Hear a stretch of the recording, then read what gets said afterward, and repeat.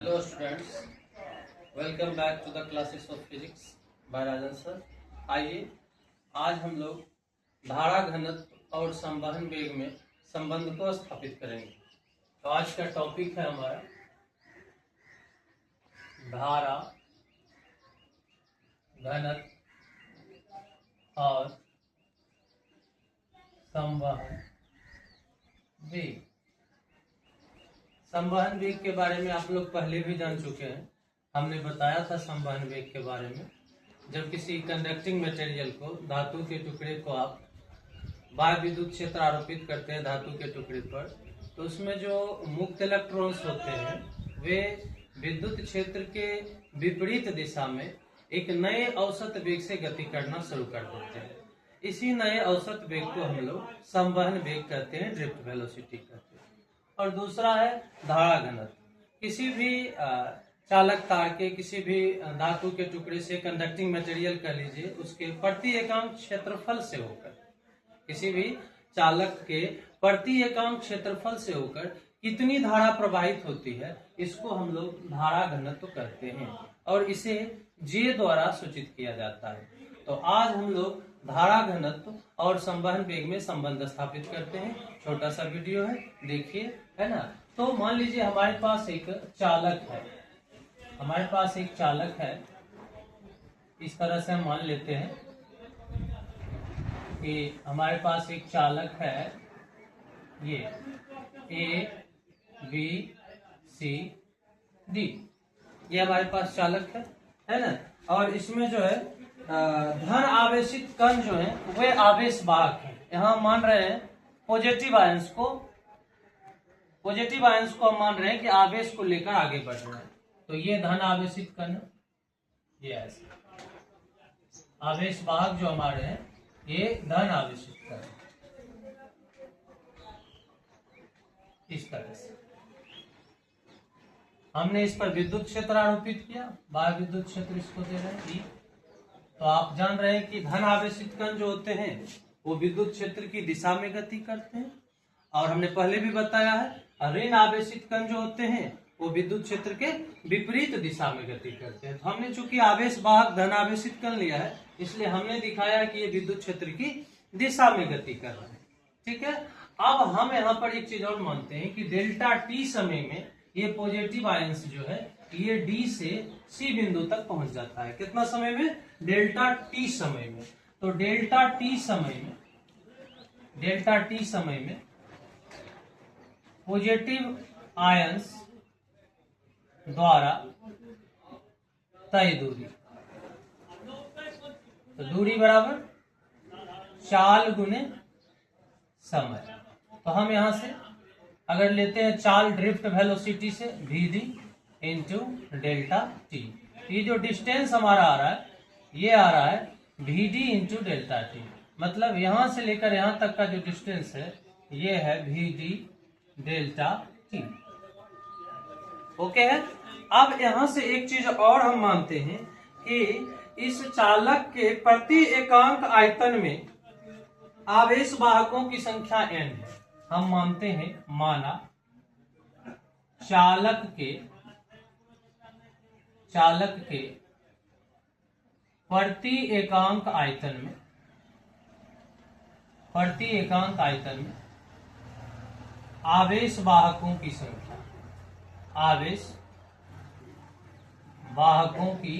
संख्या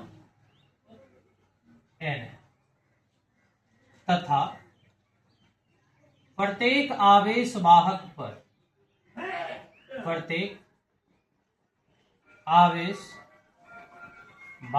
पर आवेश Q है। ये हमने मान लिया कि चालक के प्रति एकांक आयतन में आवेश वाहकों की संख्या कितना है? n है। तो अब हमको पता करना है कि इसका आयतन क्या होगा।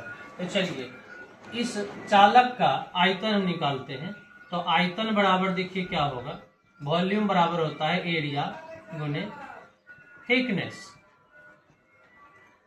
तो हम इसका क्रॉस सेक्शनल एरिया A मान लेते हैं कि ये जो चालक है हमारे पास, इसके अनुप्रस्थ काट का क्षेत्रफल A है। अनुप्रस्थ काट का क्षेत्रफल देखिए समझने में आसानी आपको। मान लीजिए हमारे पास कोई तार है ना, इसका हम छोटा सा टुकड़ा यहाँ से काटते हैं तो ये जो एरिया निकल के आ रहा है ये ए है।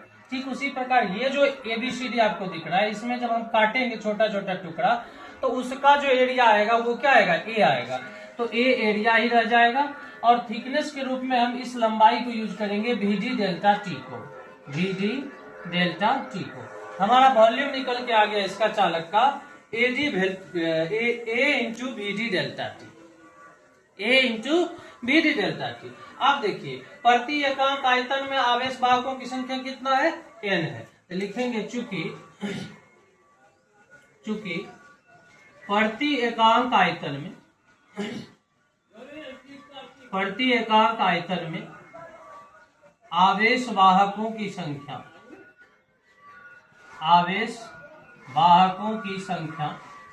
कितना है, n है।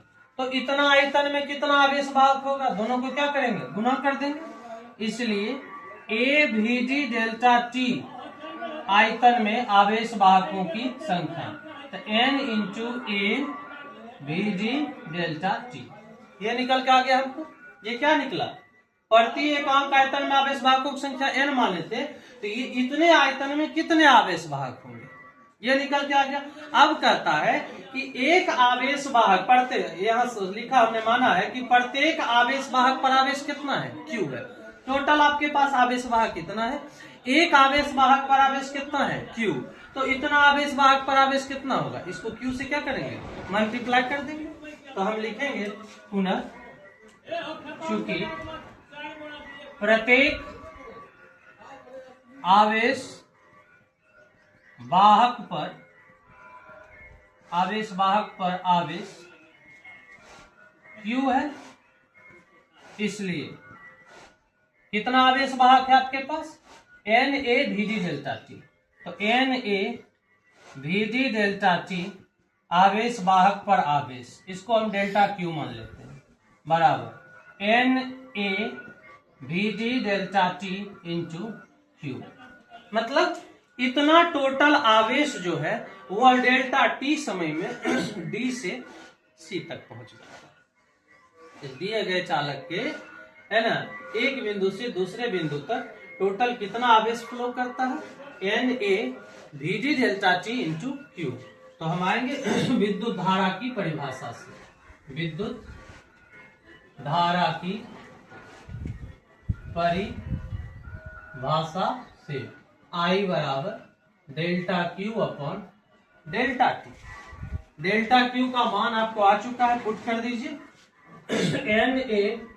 NaVD delta T into Q बटे डेल्टा टी कट गया, है ना। I बराबर आपको कितना आ गया, NaVD इंटू Q। ये टोटल आपको धारा का मान आ गया, किसका मान आ गया, धारा का मान NaVD इंटू Q। अब हम धारा घनत्व देखेंगे। तो हमने बताया आपको धारा घनत्व बराबर होता है, इसको J से सूचित किया जाता है किसी भी चालक के प्रति एकांक क्षेत्रफल से होकर प्रवाहित होने वाली जो धारा होती है उसी को धारा घनत्व कहते हैं। It means J is equal to I by A। I का मान पुट कर दो आप, NaVD into Q by A। ए क्या हो गया, कैंसिल। J बराबर आपको हो गया NQV। This is the relation between धारा घनत्व एंड संवहन वेग VD। J equal to NQVD। आप इसको मुक्त आवेश वाहक जो हम लिए हैं कि जो आवेश को लेकर आगे बढ़ता है, पॉजिटिव आयंस को माने हमने, आप इलेक्ट्रॉन्स को भी मानिएगा तो यहाँ पर प्लस की जगह आपको क्या आ जाएगा, माइनस। अगली क्लास में हम आपको दिखाएंगे कि इलेक्ट्रॉन्स को आवेश वाहक मानने पर, है ना, ये फॉर्मूला किस तरह से सेटअप होता है ना। तो आज का क्लास हम यही समाप्त करते हैं, है ना। वीडियो अच्छा लगे, पसंद आए तो इसको प्लीज लाइक एंड सब्सक्राइब कीजिए। धन्यवाद।